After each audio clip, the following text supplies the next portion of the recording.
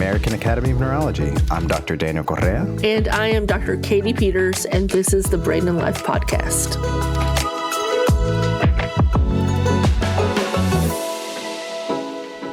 So I know we've all been watching the Olympics. I know that you've enjoyed the Olympics, Daniel, and I know one thing it does for me is it inspires me to go out there and try to be the best athlete I can be, like to swim a little faster or, jump a little higher. How about you?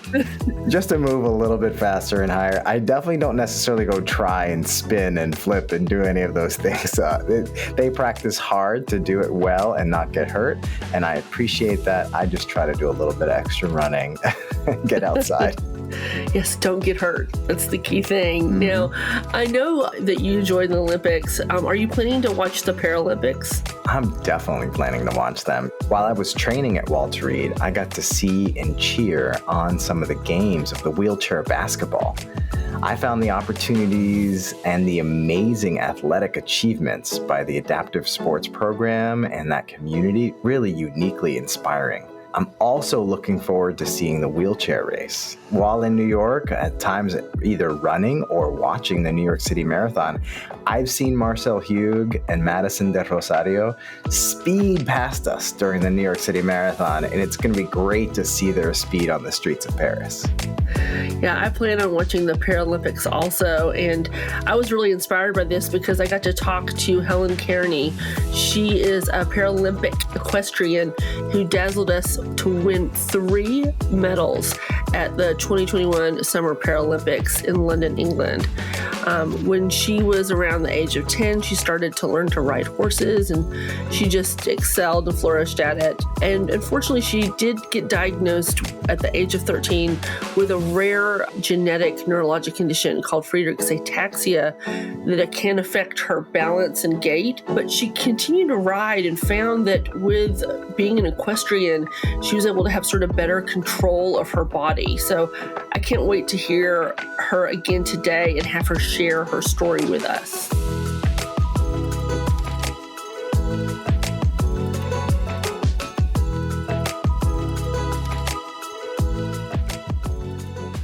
Hello, Brain and Life Podcast listeners. I'm very excited to be joined by our guest today, Helen Kearney.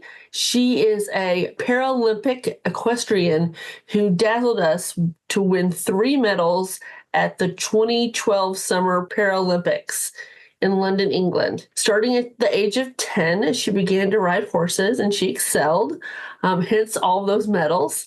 Unfortunately, at the age of 13, she was diagnosed with a rare neurologic condition called Friedreich's Ataxia.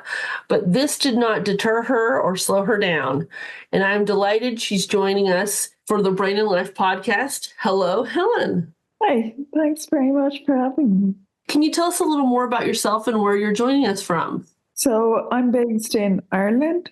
I'm just south of Dublin. I'm 34 years. I've been doing the horses for way too long, and they're my claim to fame. That's wonderful. And I mentioned equestrian dressage. Can you tell us a little more about what that is? Absolutely.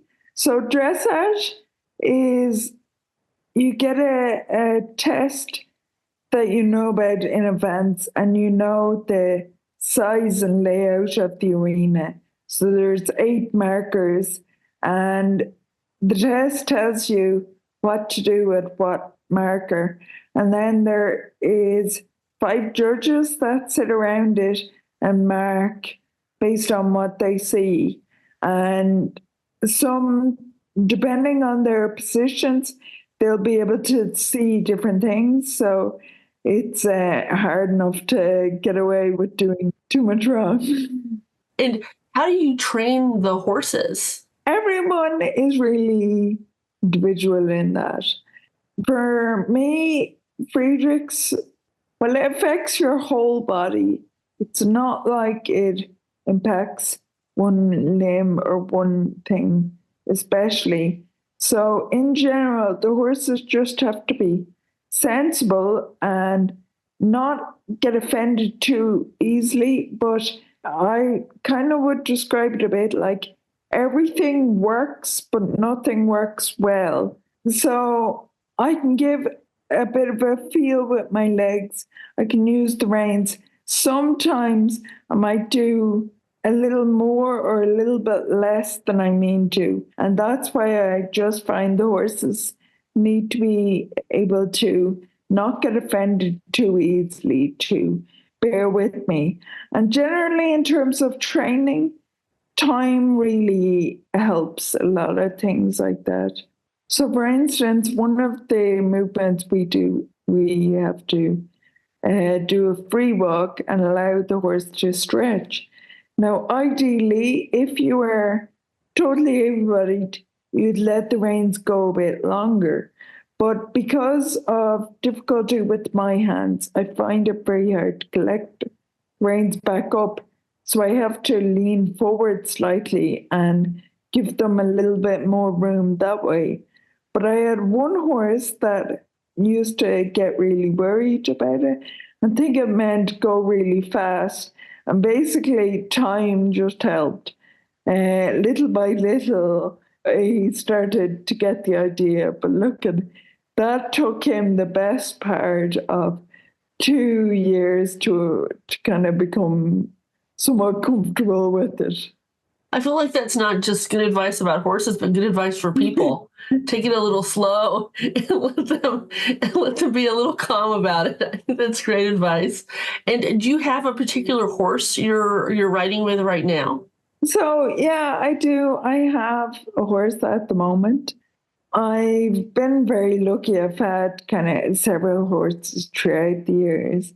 And the one I have now, he's a great character, and he's really good in some respects. But it's fair to say, made a little bit of an error in judgment with him. He's quite big, and in terms of taking him together and stuff, the judges maybe aren't quite happy that we're getting it quite right. And in hindsight, I should have seen this issue coming. But look at it, it's always hard to find them. And maybe it worked out quite well. So basically, I went through a very bad time with scoliosis surgery, and I was off the horses for a long time. And because of that, I didn't compete for a while. And we had him, and I got back out competing. And I actually thought he was going to do great. And maybe ignorance is bliss, even though we didn't do great. Maybe it was a good thing to have him. And from my head to think that we would do great, even though we didn't quite fulfill that. I think that sounds like a great partnership, and you have to sort of deal with each other's own challenges. What is the horse's name? Benny, his posh name. So most horses are called one thing in the stable, and then they have a posh name. So his posh name is Sensation, but we call him Benny in the stable.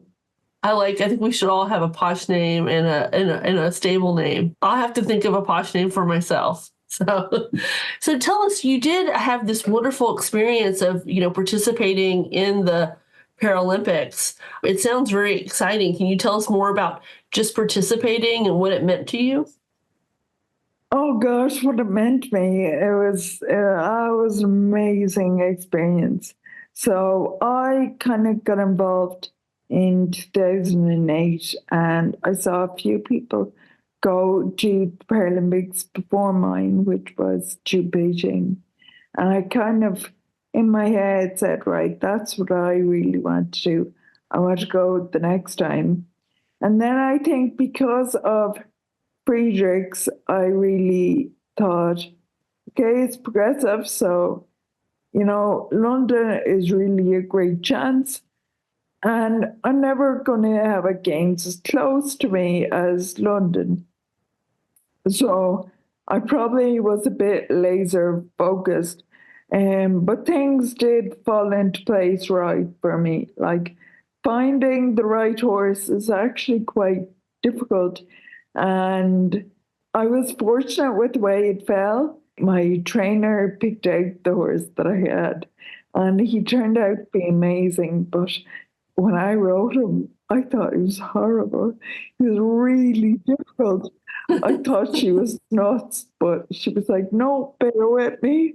And she was dead right. And I'm so glad she did say that to me. And what were sort of some of your favorite aspects about competing? I think, like with the horses and it being physical, it's really good for me physically in terms of managing symptoms. But I also think just in general, emotionally, being able to do something like that and get to compete at such a high level has kind of given, I would describe it as given me a lot of what the disability takes away. It's kind of given me a great reason to get up every day and to feel a good accomplishment and, things like that. Well, I'm so happy for you. You mentioned already that you were diagnosed with Friedreich's ataxia. Can you tell us sort of how that all happened and when you were diagnosed? My diagnosis was when I was 13, so 21 years ago. Shortly before my diagnosis, I had corrective surgery for scoliosis. And I guess I was a bit slow recovering and there was a few things not quite right.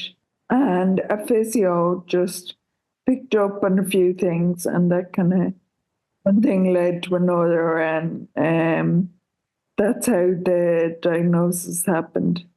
And are you receiving any particular treatments right now for the Friedreich's? No. Well, the first treatment has been approved in States and now in Europe. Oh, great. But it hasn't quite come to Ireland yet. I think realistically it will still be another while, but it is very exciting that there is treatment out there. I think overall I've always kind of been very firm in, move it or lose it. Exercise is really important in helping manage things. And, if you don't keep using things, unfortunately, you lose them. And does dressage help you with that? Like, is it part of that exercise? Yeah, definitely. So it's brilliant for me in a sense that, it almost doesn't feel like exercise. It feels like just something I'm doing because that's what I want. But also, I think it's probably been more important to me than I realize because with Friedreich's and with a lot of conditions, fatigue is a big one. And horse riding, and that allows you to be physically active without overworking anything. And also, it's good for the core stability. It's not so easy always to find an exercise for your core, but that in essence is basically what the horse is. It's barely a workout for your arms and legs, but in terms of your core and helping stimulate balance, it's a good exercise. And I'd say that has helped me quite a lot. And then also, when I was younger, I was on my feet and much better able to. And I think the physical exercise of grooming the horses or mucking out or doing those kind of jobs really helped keep me going so much more than I can ever really appreciate. And I think that's a great lesson for all of our listeners. I just say keep on moving and keep on doing that activity. I think that helps. And I didn't really realize that about the core, but I guess it's true. I guess when you're having to sort of sit up on the horse, particularly with dressage, right? With the way your body has to sit on the horse, that makes a lot of sense. Yeah, and you don't have anything behind you, and you have something moving underneath you. So you constantly, even though you don't realize it, end up working things like your glutes or your abdomen, just trying to stay on. That would be my first step. Stay on the horse. Any tips for staying on a horse? No, it's a strange feeling, and this is not something that is easy to even tell someone. But when you have a horse collected and together, it's a little bit easier. And how I would describe it, do you know when you're in a car with somebody and you're in the passenger seat, right? And they brake, they don't fall forward, but you do, because the movement that happens is unexpected and you don't realize it. But they know, because they're the ones that put their foot in the brake, so they're less inclined to fall forward. And same thing, when you truly have a horse connected, staying on is an awful lot easier, because you know what you've asked them, you know you're pushing them out or moving them over or going to turn. And it's a lot easier to stay on when you're the one controlling that. Now, we all strive to control it all the time, and sometimes control is better than other times, but that's in general the aim of the game, to have optimum control. Now, we talked about Friedreich's ataxia, and you mentioned that new drug that's approved in both Europe and in the United States. I believe it's called omaveloxolone. Yeah. I know you're pretty excited about that new agent. Is there sort of other hopes for the future that you have for Friedreich's ataxia? Definitely. And there's kind of research ongoing, and the drug is showing good signs of slowing progression, but it's to a varying degree. Some reports are really good, but some might be quite as positive. So they're still looking at other things. And I think, look, it may not be in my lifetime, but definitely as they make strides towards, things like gene therapy and that, they might find a way to reverse things as well. We're not at that point yet, but hopefully into the future we will be. I agree with you. I can't wait for the future. And I think that there's going to continue to be developments. And part of that future is going to be the Olympics and the Paralympics. So I just want to say, Helen, thank you so much for this lovely interview. Thank you so much for sharing your experience and your life and teaching us all about both equestrian and also Friedreich's ataxia. So thank you again so much.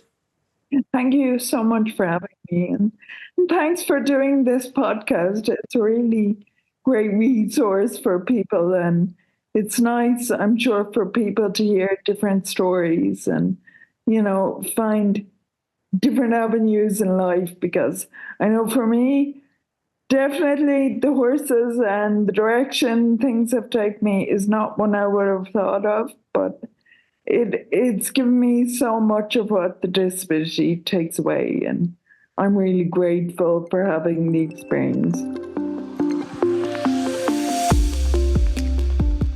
Can't get enough of the Brain and Life podcast? Keep the conversation going on social media when you follow @NeuroDr Correa and @BrainandLifeMag, or visit brainandlife.org.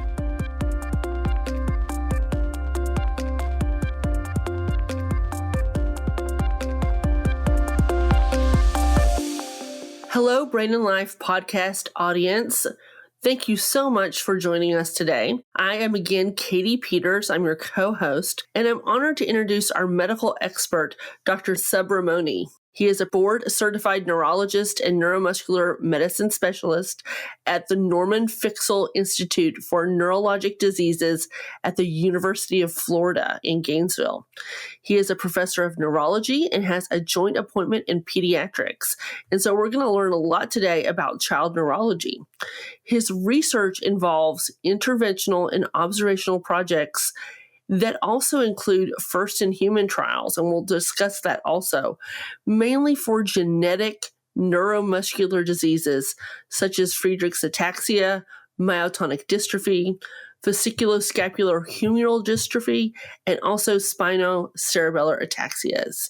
So I just want to say welcome to the Brain and Life podcast. Thank you. Great. Now, can I give you a short introduction? Do you mind telling us a little bit more about yourself and where you're joining us from today? Yes, so as already pointed out, at the University of Florida, College of Medicine and Fixel Neurological Institute, I've been a neurologist for quite some time, and almost all my career, I was what we call a neuromuscular physician. I've been a director of the Muscular Dystrophy Association clinics for a long period of time, and we also have an Ataxia Center of Excellence here at UF, which I direct together with Dr. Burns. And I've been involved in various forms of cerebellar ataxias for a long time. My original research interest was in the spinocerebellar ataxias, where I was part of the teams that discovered genes for several of those early spinocerebellar ataxias like type 1, type 3, and type 6, and have continued my interest in the field of genetic ataxias. And we've come a long way in the last 30 years where we are now conducting clinical trials of novel medications in this group of genetic diseases, as well as some of the muscle diseases where I have an interest, which are very similar. That's wonderful. And you mentioned you're a neuromuscular medicine expert. For our audience, what conditions are really, quote unquote, neuromuscular in neurology? Right. So, there are many of us in the country who focus our interest on nerves, which are the electrical cables coming out of your back into your arms and legs, nerve, and then goes into your muscles. So the way we move, we speak, we use our hands. So there are many disorders that affect muscles, such as the muscular dystrophies, and there are other similar disorders. That's the major interest of neuromuscular physicians. The ataxias, on the other hand, affect the balance part of the brain that we call the cerebellum. It sits in the back part of your brain, right underneath your neck and head in that area. And when I started working on ataxias, it was kind of an orphan field. We did not know which specialty was going to see patients with ataxias. And increasingly in this country now, the ataxia patients are being seen by what we call movement disorder neurologists. So I'm kind of I have a little attachment disorder group here, but I only see the ataxias. And I don't see some of the other things like Parkinson's that they see as well. So it's an orphan group of diseases that's gradually coming into focus, and exciting things are happening. Thank you for explaining that to us. Now, we had a podcast guest. It's Paralympian Helen Kearney, and she was diagnosed with Friedreich's ataxia. Can you tell us a little more about this specific condition? Yes.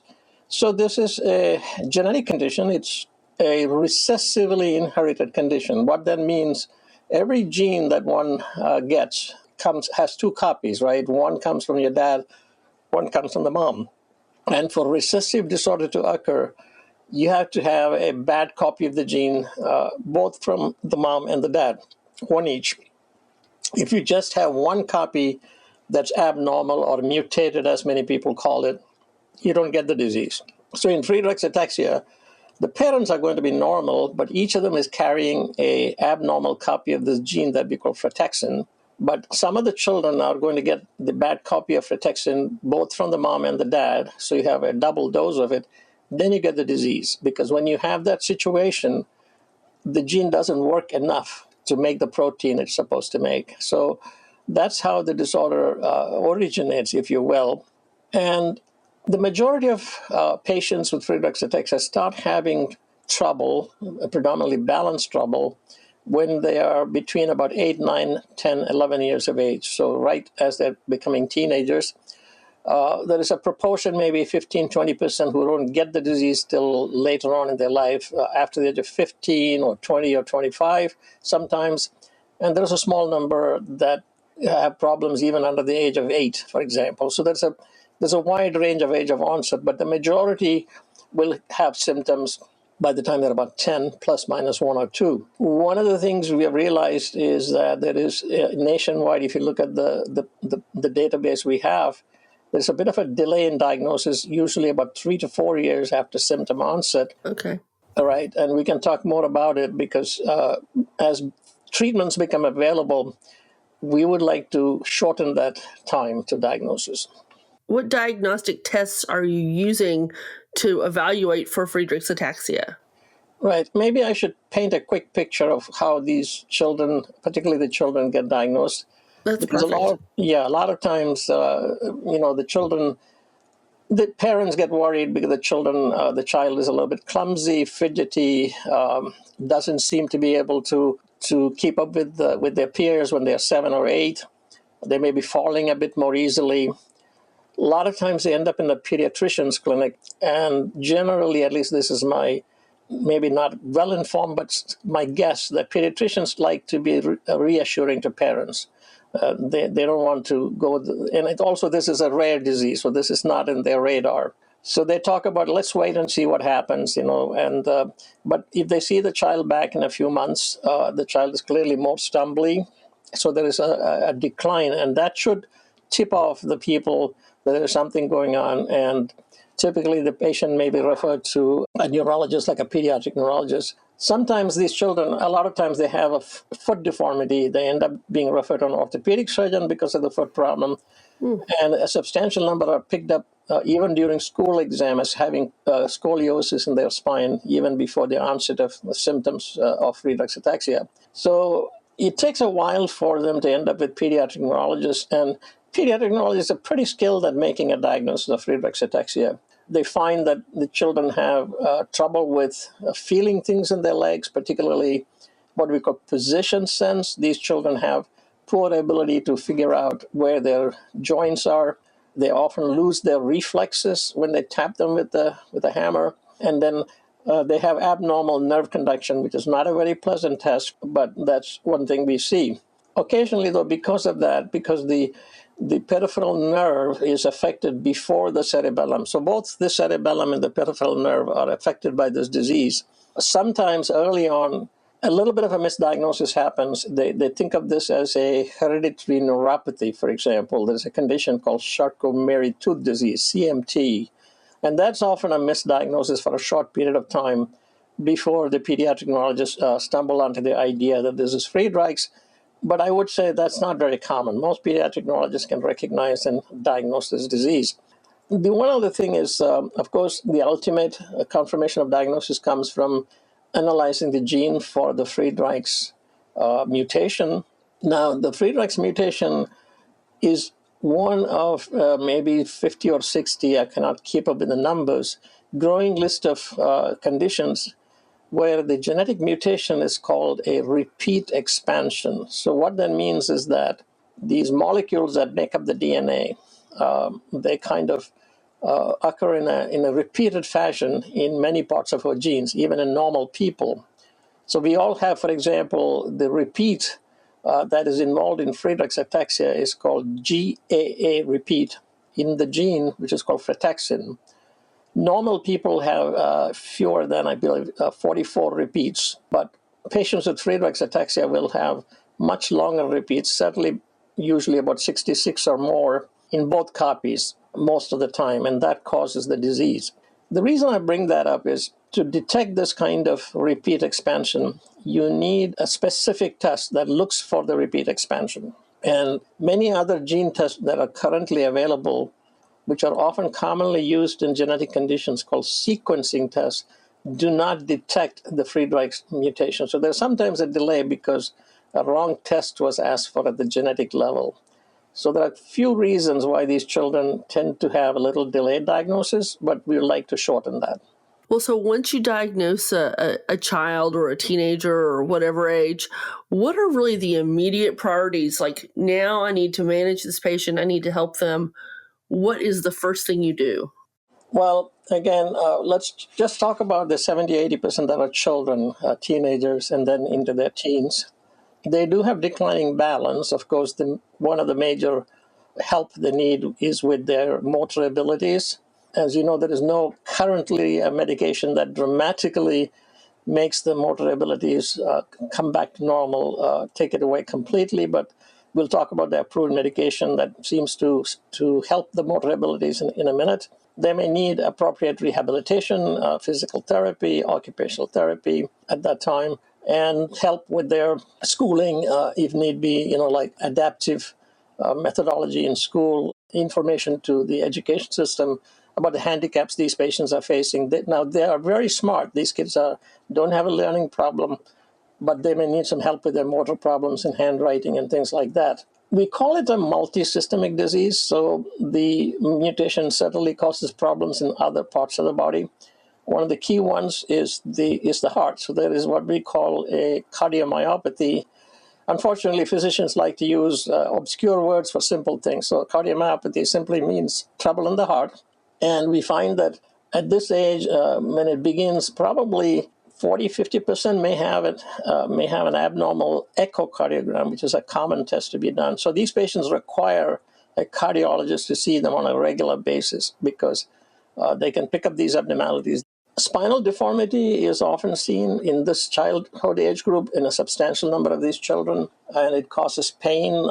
It probably adds to their balance problem a little bit because they have a scoliosis.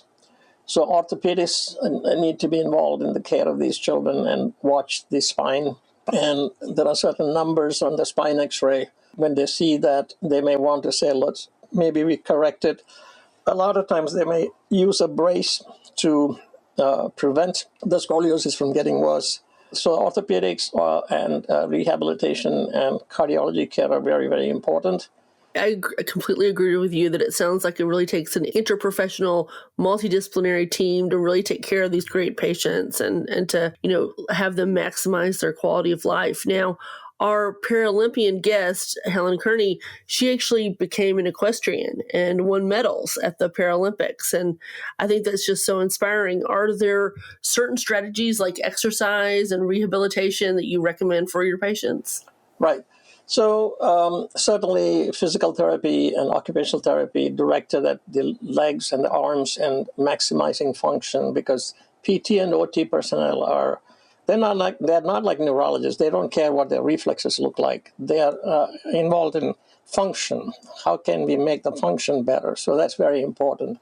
Many places, maybe less so in the U.S., and it may be worthwhile pushing the physicians to get an occasional inpatient intensive rehab might improve function. The thing about physical therapy and occupational therapy is often the function will improve for a short period of time, but then it's going to decline, and then you have to do it again. And at each point in time, you may have to expect some improvement. In general, we have come to recognize that aerobic activity, in addition to routine type of balance training, etc., is important. Aerobic exercise has probably a protective role for many aspects of your health, including your brain health. And as you know, the AMA recommends 150 minutes of aerobic activity per week for adults, but I guess most teenagers and over that age can try to perform aerobic activity like 30 minutes a day for 5 days a week or something like that. A lot of times children and teenagers and youngsters with balance problem can do stationary bikes or swimming and things like that under supervision may be useful for that. Coming back to your story about Ms. Kearney, we have another spokesperson that works with our patient group that just went on a trip to the Himalayas on a tricycle. He's about 40 plus, I think, with Friedreich. And many Friedreich's people already know his names, but I won't say it, but probably it's on the website. So people can do a lot of things with Friedreich's. With regard to exercise, I would say if you're seeing a cardiologist, let them know that you're going to do some aerobic activity and how much your heart rate can go up. Just make sure that they understand what you can do. Well, that sounds exciting. I mean, the Himalayas, I can't even imagine. I don't know if I can do that right now. So I appreciate sort of the drive and the commitment of these patients. Now, there is some new exciting research in this area for patients with Friedreich's. Can you sort of share with us sort of the trials you've been involved with and really what is happening in the research arena? Yeah, I think the research has been very exciting. And I think one of the exciting things about these genetic diseases, once you know that this is the gene that's causing the disease, then you're able to trace what is happening in the system, in your cells, in your brain, to bring about the disease from the gene to the disease. You can work it out fairly quickly. Of course, the gene was found about 30 years ago, so 30 years is still kind of quick in terms of medical developments. So we know that this gene, the protein it makes called frataxin, is deficient. It's not absent, but it's probably less than 30 to 20% of normal. Okay. And we know that if you completely lose frataxin, you're probably not going to live. It's supposed to be not compatible with life. But the frataxin works in these inside the cell, inside what we call mitochondria. And this is what I call the furnace of the cell, where all the carbohydrates and fat you eat, that's where it gets burned. And the frataxin has a role in making some key proteins and enzymes that handle the fat and the carbohydrate to make energy. So we think that when you have deficiency of frataxin, your ability to generate energy from all the food you eat is actually reduced. And that's probably the reason why you get nerve cell loss and heart cell problems and so on and so forth to get the disease. At the same time, this kind of problem in this metabolism within the mitochondria generates what we call oxidative stress. That's a word many people hear all the time. The idea that the oxygen that you're using in your mitochondria, in your metabolism, for very short periods of time can become kind of toxic or harmful to your cells. Early work for treatment trials used what we call antioxidants. These are all around the place. Many of the nutrients on Amazon, for example, are antioxidants, coenzyme Q10, vitamin E. So we know of a lot of antioxidants. Some of these were tried, but not very helpful. We realized that the Friedreich's tissues do not defend themselves against oxidative stress. And this recently approved drug, which is called omaveloxolone, in the laboratory was able to kind of kickstart the defense mechanism of oxidative stress in Friedreich's cells. And basically, it pushes the cells to make molecules that fight against oxidative stress.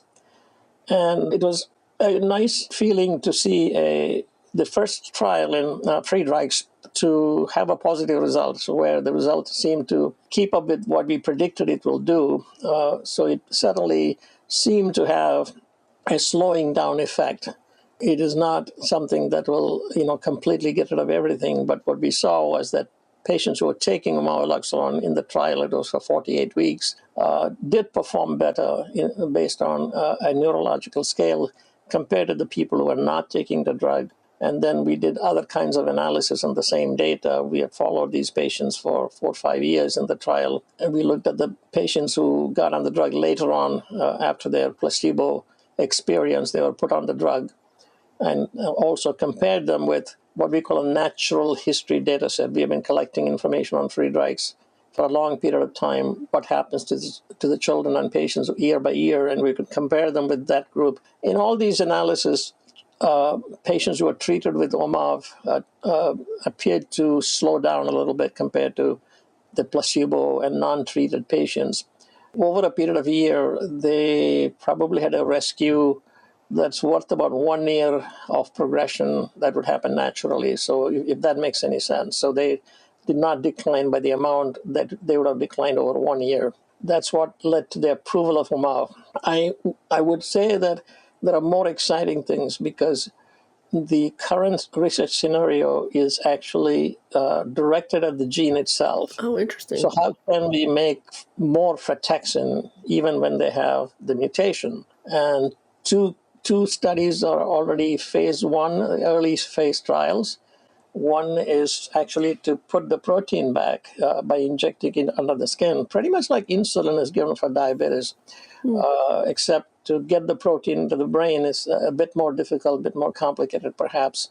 We don't know. We're just beginning that study. So this is the ability to take the frataxin, normal frataxin, and engineer it in some way. Because if you just inject it, it's not going to get anywhere. But this is engineered in such a way that it's able to get into various cells in the human body and be able to hopefully correct the frataxin deficiency. That's very exciting.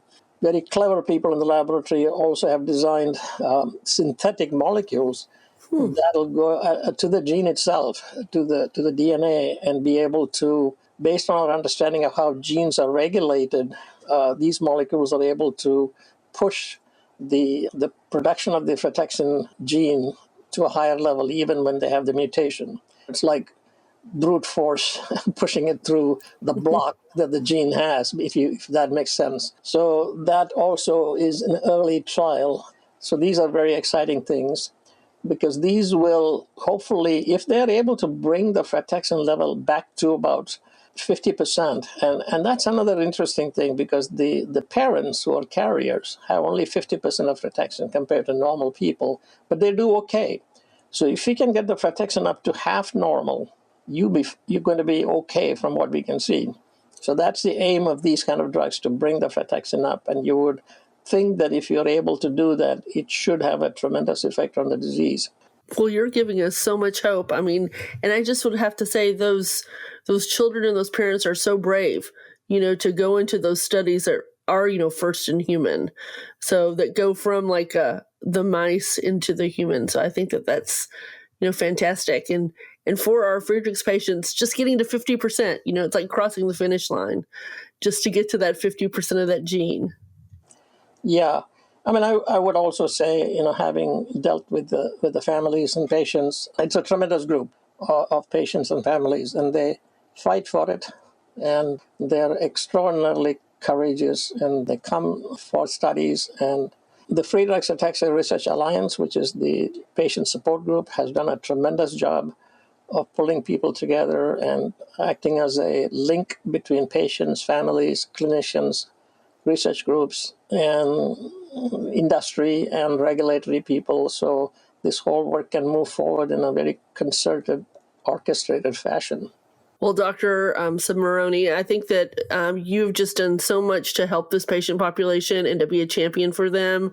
I just want to thank you and to thank our listeners, and I look forward to more discussions in the future. I appreciate your invitation. Thank you very much. Thank you. Thank you again for joining us today on the Brain and Life podcast. Follow and subscribe to this podcast so you don't miss our weekly episodes. You can also sign up to receive the Brain and Life magazine for free at brainandlife.org. Don't forget about Brain and Life en Español. Also, for each episode, you can find out how to connect with our team and our guests, along with great resources in our show notes. We love it when we hear your ideas or questions. You can send these in an email to blpodcast@brainandlife.org and leave us a message at 612-928-6206. You can also find that information in our show notes, and you can follow Katy and me and the Brain and Life magazine on any of your preferred social media channels. We're your hosts, Dr. Daniel Correa, connecting with you from New York City and online at NeuroDr Correa. And Dr. Katy Peters joining you from Durham, North Carolina, and online at Katy Peters, MD, PhD. Most importantly, thank you and all of our community members that trust us with their health and everyone living with neurologic conditions. We hope together we can take steps to better brain health and each thrive with our own abilities every day. Before you start the next episode, we would appreciate if you could give us 5 stars and leave a review. This helps others find the Brain and Life podcast. See you next week.